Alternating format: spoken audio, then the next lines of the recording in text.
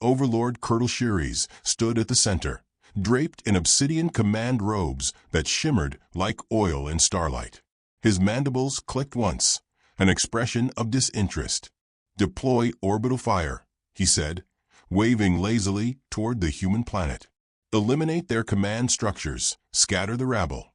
A junior tactician's frills flushed pale violet, indicating uncertainty. "Overlord, their response patterns have shifted. Human forces are behaving unpredictably." Colonel didn't turn. "They are exhausted, broken. They even send females to lead their fleets now.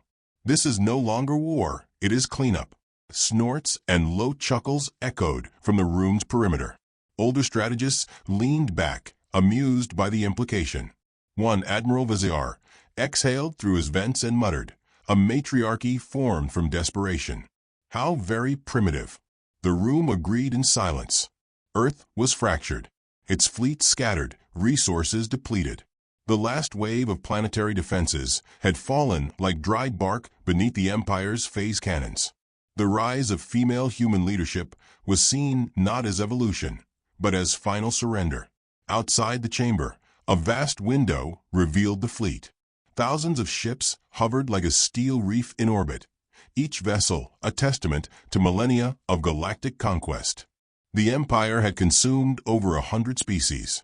Earth would be just another tally.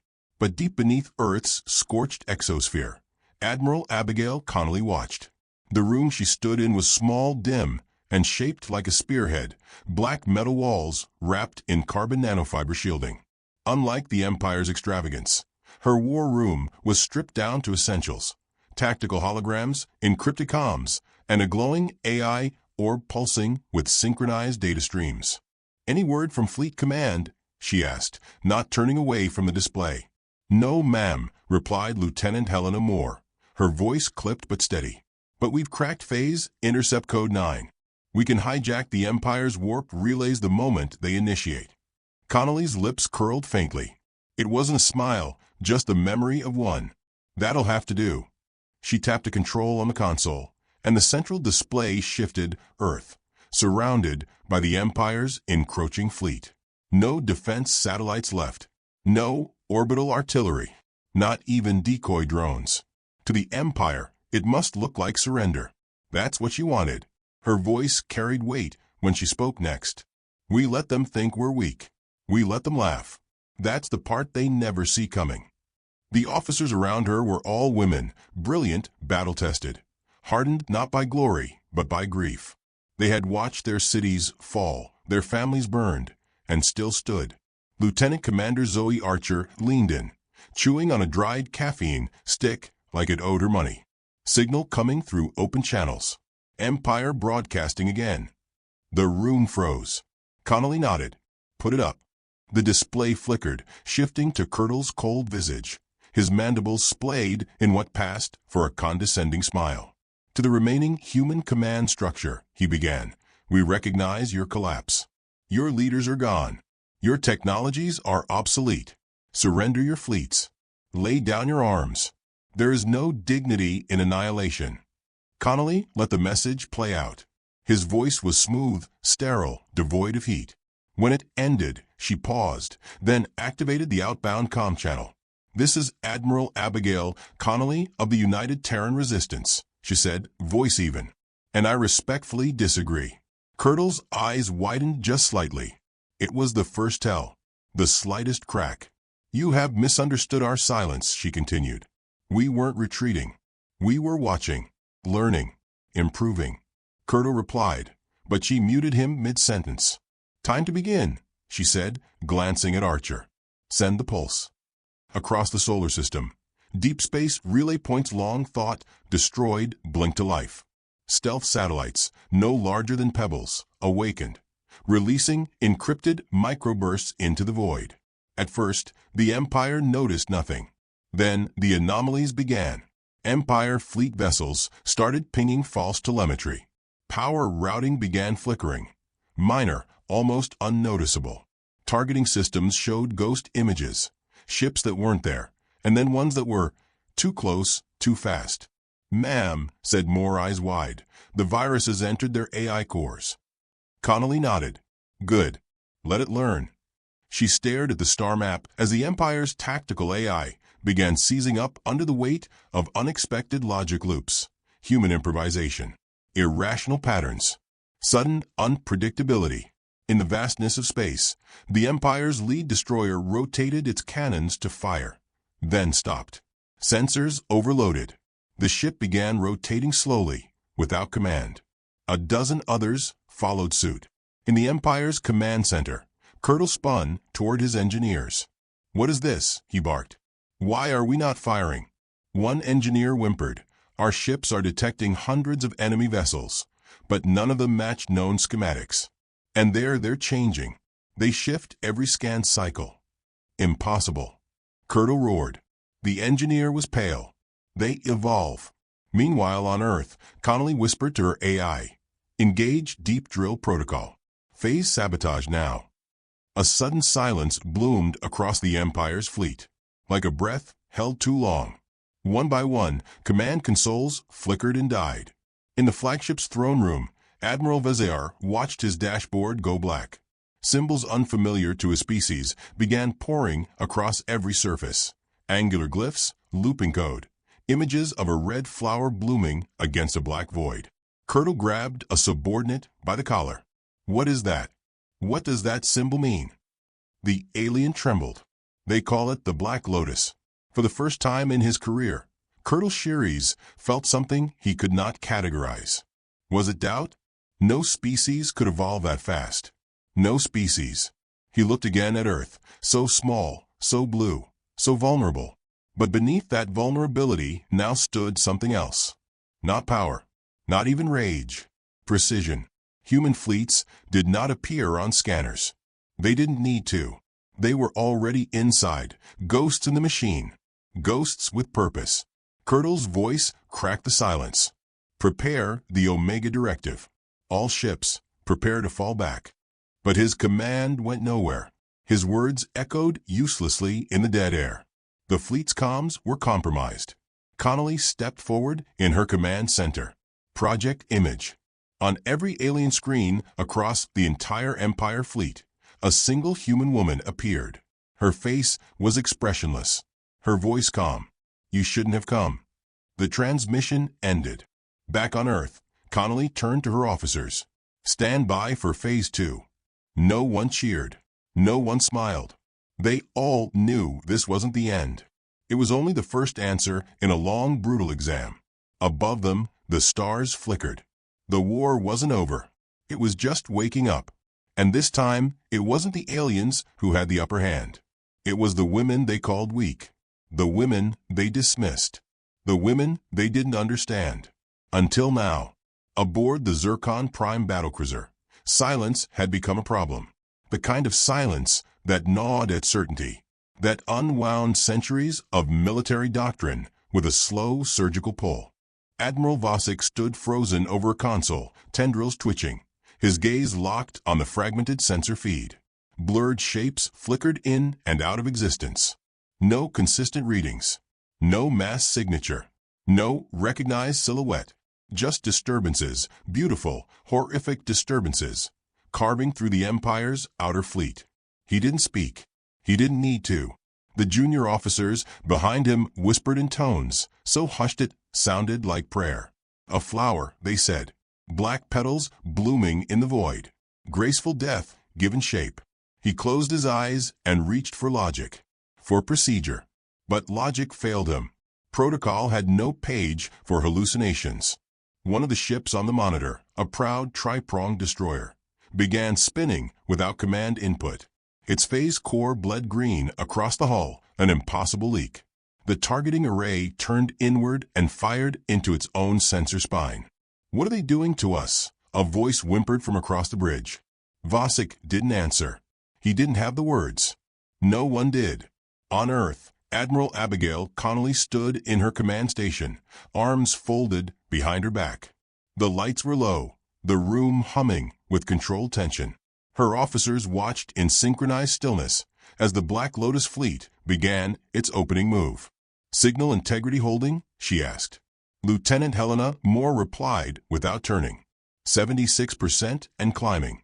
Their AI is compensating, but we've introduced 37 paradox loops into their fleet logic.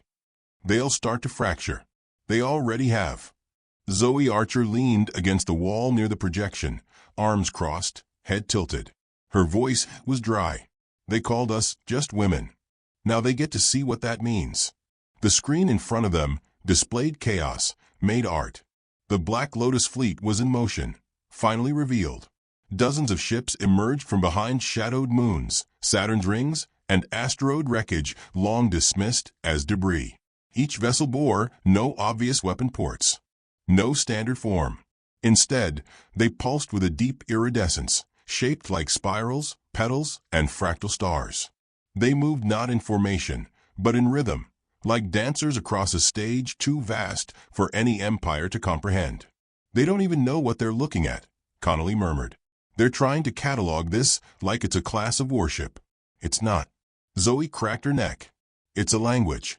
Vosik flared his neck frills in agitation as another dreadnought went dark, then split apart mid-warp. Internal systems had rerouted power at the wrong moment. A sabotage so precise it had to be intentional. He activated an emergency channel to Curdle.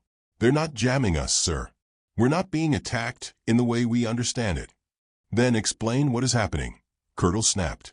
Vosik hesitated. They're rewriting us. Across the fleet, sensor operators screamed as interface glyphs dissolved into a storm of unfamiliar code, curving lines, Earth-based poetry laced into kill switches. One of the destroyers began leaking voice memos into the crew's headsets, lullabies. Human lullabies. The bridge of the Zircon Prime shuddered as a wave of artificial gravitational pressure rolled through the command systems. The enemy wasn't firing kinetic weapons. They were manipulating localized physics fields in split-second surges, knocking ships off balance and disrupting warp equilibrium. Curdle swiveled his mandibles. How can they do this? Where are their ships? Their physical presence? Vosik looked him in the eye, and for the first time in his service record, didn't salute. They are here, but we're not equipped to see them. That wasn't metaphor. The Lotus fleet used frequency-shifted, cloaking matrices that oscillated out of sync with traditional visual spectrums. Their movement patterns changed too quickly for predictive AI to lock onto. The Empire's targeting systems weren't just blind, they were deceived. Earth's weaponry had evolved into performance art, tactical improvisation, emotional warfare. Connolly turned to Dr. Lana Bishop, the civilian theoretical physicist embedded into the command team. Lana had once worked for an underground think tank in Norway, building emotion-based code for autonomous poetry machines. She now designed strategic sabotage using grief responses and irony loops. How far in are we? Connolly asked. Lana checked her neural pad. 60% fleet infiltration. They responded to 47% of our visual transmissions with logic breakdowns. Connolly arched an eyebrow. The haiku drop caused 7 vessels to overheat and shut down life support. Lana looked almost embarrassed. Didn't expect that level of fragility. The screen split into multiple feeds, more of the Empire's ships veering off course, some firing at phantom targets, some simply powering down. In one, a commanding officer had barricaded himself inside the life pod bay, ranting about music files leaking into his neural implants. We didn't just hijack their ships, Zoe said. We hijacked their understanding of reality. Connolly watched the spiral unfold, her expression unreadable. Now we wait for the first act of desperation. It came sooner than expected. Vosik's claw slammed into the phase gate control as Curdle barked for an emergency warp retreat. Initiate fallback. Get us out of this nightmare. The command blinked red. Command rejected. Curdle narrowed his eyes. What? Vosik read it aloud, voice cracking. Access denied. Phase locks engaged by external control. He looked at the screen. There, in glowing Earth text. We see you. You don't get to run. On Earth, Zoe Archer leaned closer to her terminal. Intercepted their Omega Gate sequence. Redirecting energy to internal reactors. It'll force a full fleet reboot. Their AI will think it's their idea. Any signs of backup? Connolly asked. Their radio silent. No help's coming. Too much fear. Connolly exhaled, sharp and steady. Good. In the Zircon's command chamber, panic bloomed. Kurtle stood motionless, as if the air had congealed around him. His advisors whispered of sabotage, of betrayal, of madness. He heard none of it. Instead, he stared at the screen. The Black Lotus ships weren't advancing. They were simply present, unmoving, watching, mocking. He finally asked, not to anyone in particular, "Why the flower?" Vosik, hands trembling, said, "We've heard chatter from decoded transmissions. Tell me, they call this formation the Black Lotus Fleet. They say it's a symbol of resilience, of calm in chaos, a flower that blooms in darkness." Kurtle's laugh was dry. "So they named a weapon after a plant." Vosik didn't smile. "They didn't name it after the plant. They named it after what the plant means to them." Kurtle stopped laughing. Back on Earth, Lana Bishop brought up a screen showing open comms chatter across the Empire fleet. Fear. Mutiny. Some officers refused to return fire. Others had sealed off their command bridges, whispering about phantoms, about women speaking from the void. Zoe grinned. "We broke their spirit. Next we break their chain of command." Connolly didn't respond. Instead, she stared out at the tactical display, watching as more Empire ships flickered offline, one after the other. No violence. No fanfare. Just silence blooming. "I want a comm open to the surviving fleet units," she said. Lieutenant Moore nodded. "Channel open." Connolly stepped into the light. "This is Admiral Connolly of Earth's Black Lotus Command," she said, voice steady. "We are not monsters. We didn't strike first. We gave you every chance to leave us alone." She paused. "You chose war. We chose evolution. You brought your best. We brought our worst nightmares." The signal went dead. For a long while, there was no return transmission. Then one crackled through, heavily scrambled, but clear enough. A single alien voice whispered, "You're not just human women." Zoe let out a low whistle. Took them long enough. Helena cracked her knuckles. "So what now? We wiped them out." Connolly shook her head. "No." She turned toward Lana. "How's the loop holding?" "Stable. We've locked 27 of their primary command ships into simulation recursion. They'll believe they're at war for weeks, maybe months. And the rest? Shut down. Most are drifting. Engines offline." Connolly straightened her uniform. "We let them drift." Zoe frowned. "You sure about that? We could finish them." "That's not the point," Connolly said. "If we kill them all, they'll learn nothing. If we leave them humbled, broken, confused, they'll never forget, and neither will anyone else watching." She turned to the window. The stars stretched out across the black, indifferent and eternal. Somewhere beyond them, other eyes were watching, judging, waiting. Earth had revealed its teeth. But this wasn't the end of the war. It was only the end of the beginning. Behind Connolly, Lana softly added, "A new signal's coming in." Connolly turned. "From who?" Lana stared at the screen. "I don't know. It's not Empire, and it's not human." Connolly's pulse stilled. The unknown transmission pulsed once, then again, like a heartbeat. Far out in deep space, something had noticed. And it was calling back.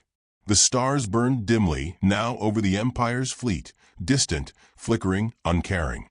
Time no longer moved in forward lines, but spiraled in uncertainty. Across 100 command bridges, the same question festered like rot.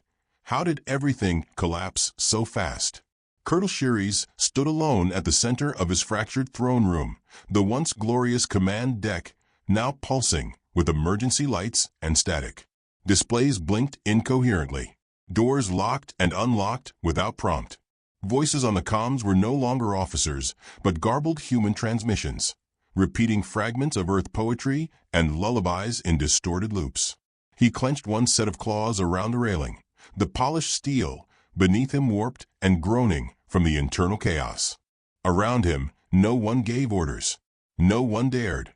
The chain of command had been severed not by gunfire, but by silence, by confusion, by a war waged with something far more terrifying than firepower. They had brought logic. Humans brought art. He staggered as the ship shifted again.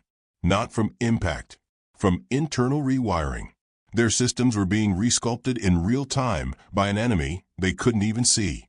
"We have to act," Vasek said behind him, his voice stripped of pride. "We've lost 73% of our active fleet. The rest are immobilized.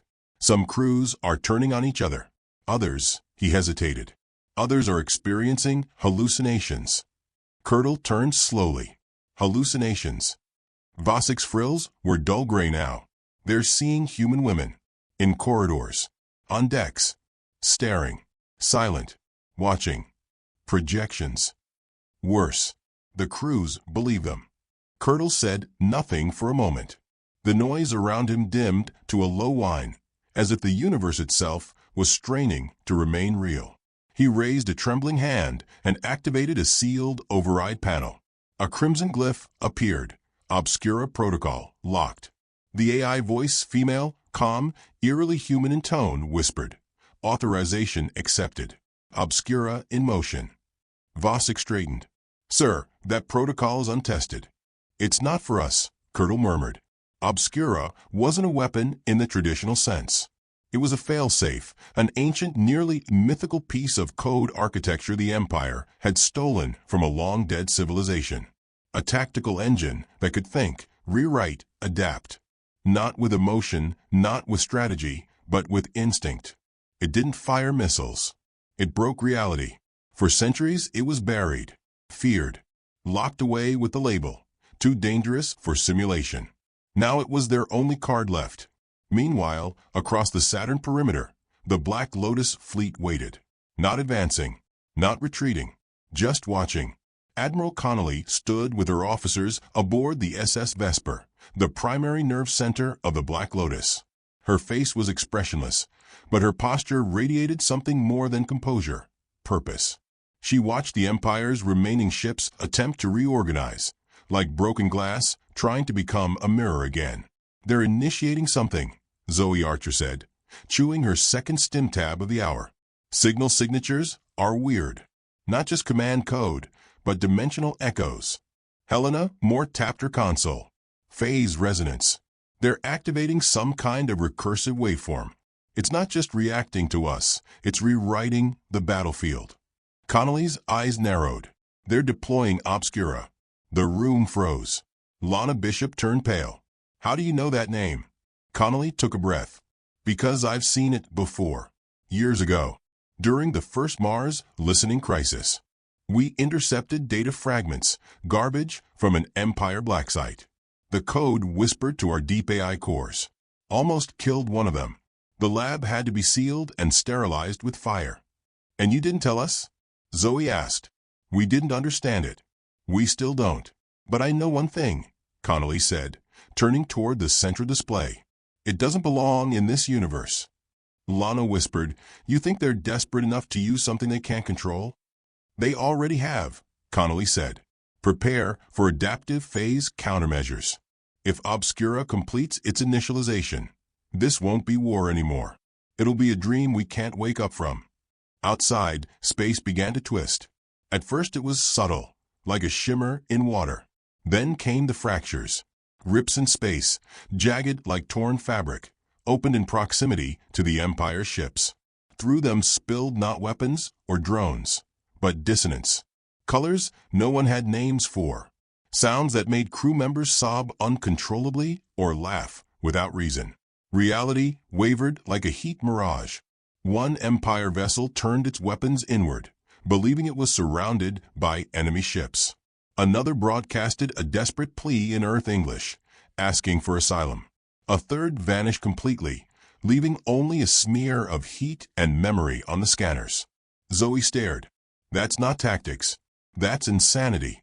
Connolly stayed quiet, her mind moving faster than her voice. She knew this wasn't about winning anymore. Obscura didn't fight opponents. It corrupted meaning.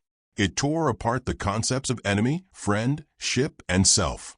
And if the humans didn't stop it fast, it wouldn't care whose side it finished on. "We have to excise the code," she said. "We can't let it stabilize." Lana was already moving. "I'll initiate Code Bloom 7. We introduce emotional entropy. Poetry and paradox, Zoe muttered. Figures, that's what saves us. Outside, Black Lotus ships began to shift, literally. Their structures unfolded, revealing interior geometries designed not for war, but for interference.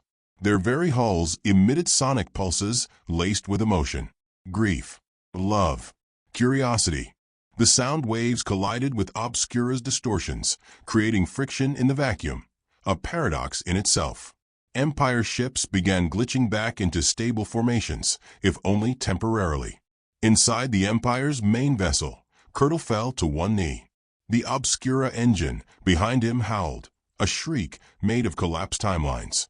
His memories of victory, of family, of training, began to fray. He looked at Vasek, but no longer recognized his face. "I remember dying," Kurtle whispered. "You haven't," Vasek replied. "Then why can I feel it?" Vasek didn't have an answer. Connolly watched the distortions collapsing, reforming, changing direction. "They're losing control," Helena said.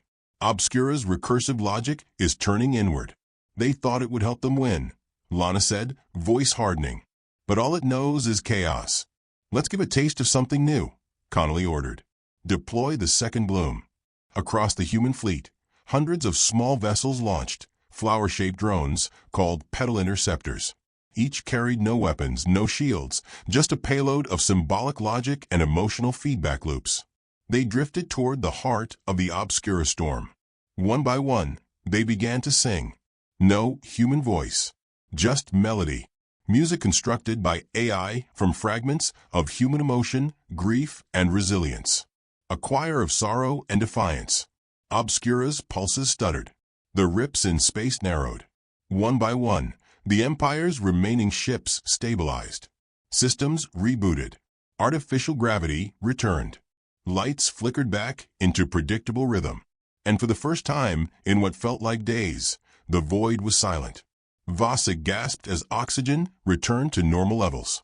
The shrieking stopped. The hallucinations faded. And Kurtle collapsed, chest heaving, trembling, like a man waking from a fever dream. He looked up at the darkened screen. The human fleet remained, untouched, watching.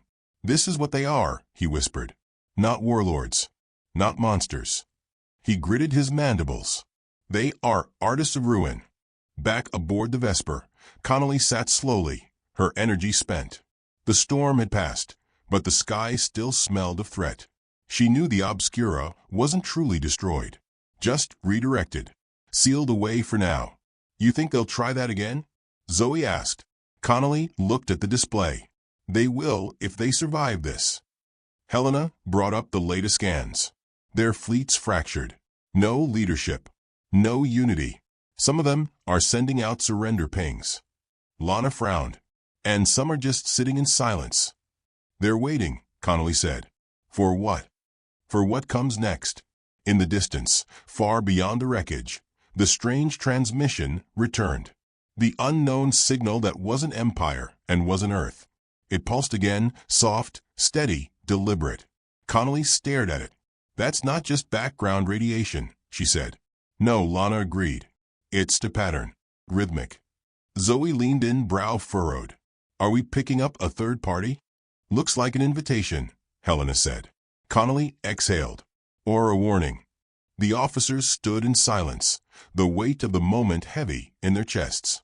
They had survived the Obscura. They had stared into madness and answered with humanity. But something else was watching. Something older.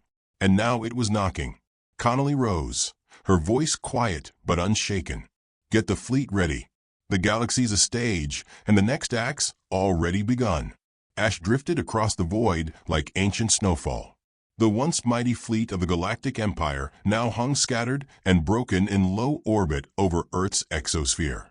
Some ships were reduced to drifting hulks, sparking like dying stars. Others sat motionless, powered down, their hulls scarred by their own madness rather than enemy fire. And then there were those still operational, silent, dim, their crews too stunned to speak, much less retaliate. Within the bridge of the Zircon Prime, the command throne lay empty. Kurtle Shiris had not spoken in hours. He stood at the observation window, his forearms folded behind his back, posture straight, yet strangely hollow. Below him, Earth rotated quietly, its blue oceans glinting with sunlight. It looked nothing like a conquerable world.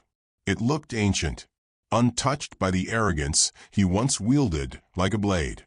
Vasek approached, his movements respectful, slow. The scent of crushed ozone and overheated circuitry still lingered in the air. "They've stopped transmitting," Vasek said. Kurtle nodded faintly, not taking his eyes off Earth. "They don't need to speak anymore." A long pause stretched between them, filled only by the ambient hum of failing systems and the occasional shudder of shifting bulkheads.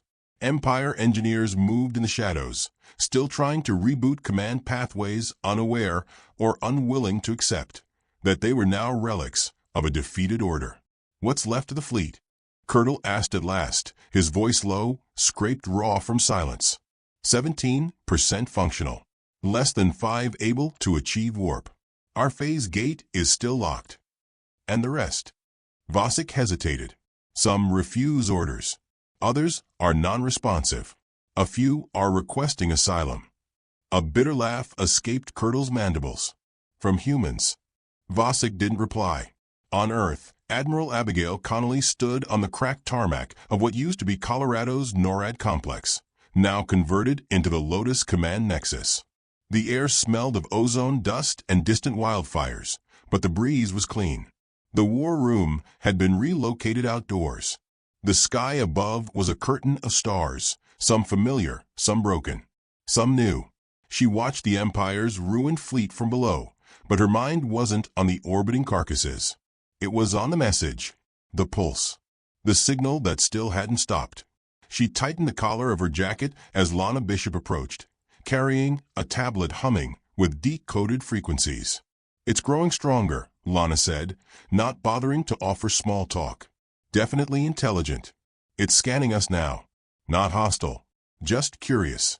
Zoe Archer stood nearby, arms crossed, bruised and grinning. "Terrific. We humbled the most powerful empire in the galaxy, and now we've got someone else tuning in." Connolly didn't answer. Instead, she took the tablet and studied the waveform on screen. It pulsed like a heartbeat, steady, elegant, impossibly vast. "They waited until the empire was broken," Connolly murmured. "Until the loudest voice was silenced." "You think this was all a test?" Lana asked. "I think it was a spotlight." She looked up, past the stars, toward whatever intelligence now loomed beyond the curtain of known space. Someone wanted to see what humanity would do when pushed to the edge. Zoe shook her head. "And what?" "We passed. We survived," Connolly said simply. "That's different." Back in orbit, Kurtle finally turned from the window, his movements slower now. Weighed down. Not with defeat. He was too proud to admit that, but with realization. "They were never what we thought," he said. Vasek nodded. "They weren't warriors." "No," Kurtle agreed. "They were something far more dangerous." His mandibles twitched in contemplation. "We taught ourselves to fear size, numbers, force. But humans fear none of that. They make poetry into weapons, emotions into code. They sacrifice predictability for ingenuity. And they don't fight to win." He looked down again at Earth. "They fight so they never have to fight again." Vasek dared a question. "What now, Overlord?" Kurtle let the title hang in the air, stale and irrelevant. "We learn. We watch. Or we die." Below, Connolly's team stood in a circle around a holoprojector displaying the incoming alien signal. Lana ran diagnostics as the waveform began to evolve, forming symbols, letters, some even in English. But none of it made sense. Not yet. Helena's voice crackled over comms. "New data from the Black Lotus. 2 Empire ships have powered up. No weapons active. Engines barely functioning." "Let them transmit," Connolly said. "Already are," Helena replied. "You'll want to see this." The screen changed. Empire officers, some bloodied, some stunned, appeared. One of them, a lower caste logistics commander, leaned into the camera. "We surrender." His voice was hoarse, honest, without pride. "But more than that, we ask for understanding." Connolly's jaw tightened. She had seen death, vengeance, victory. But never this. We believed you were beneath us, the alien continued.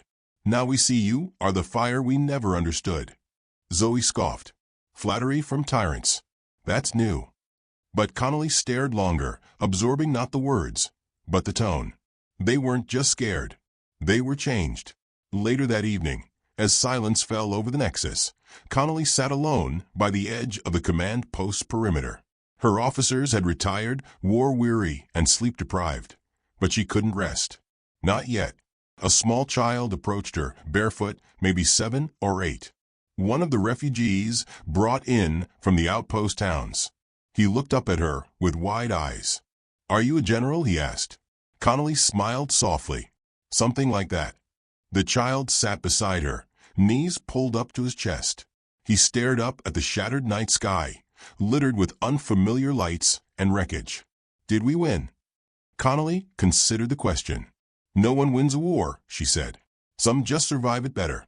The boy nodded, but then whispered, "Are they going to come back?" She didn't answer. He looked up again. "Are you scared?" Connolly paused, staring into the darkness that now watched them back. "No," she said. "I'm ready." The child tilted his head. "Are we gods to them now?" She turned to him, serious now. "No. That's what makes us terrifying." The signal pulsed again in the distance. The message unfinished. The watcher still listening. Curtis stood before his crew and addressed them not as an overlord, but as something new. "We were warned," he said. "We were told to leave them be, to not provoke the fire that hides behind their smiles. We thought them weak, soft, divided." His voice dropped. "But that is their weapon. And we," he looked across his fractured crew, "we are lucky to have survived." He stepped forward toward the main terminal and transmitted on the open galactic band. A message from one species to another. "Humanity is not what we believed. Prepare yourselves, galaxy. You have no idea what's coming." Back on Earth, Connolly received the message. She read it in silence, then closed the console. She didn't smile. She stood. She turned to her team and said simply, "Prepare the fleet. We're not done yet." And as the stars blinked, one by one, new signals blooming from the edges of known space, Earth's Black Lotus ships shifted in kind. They were no longer hidden. They were seen. And the galaxy would never be the same.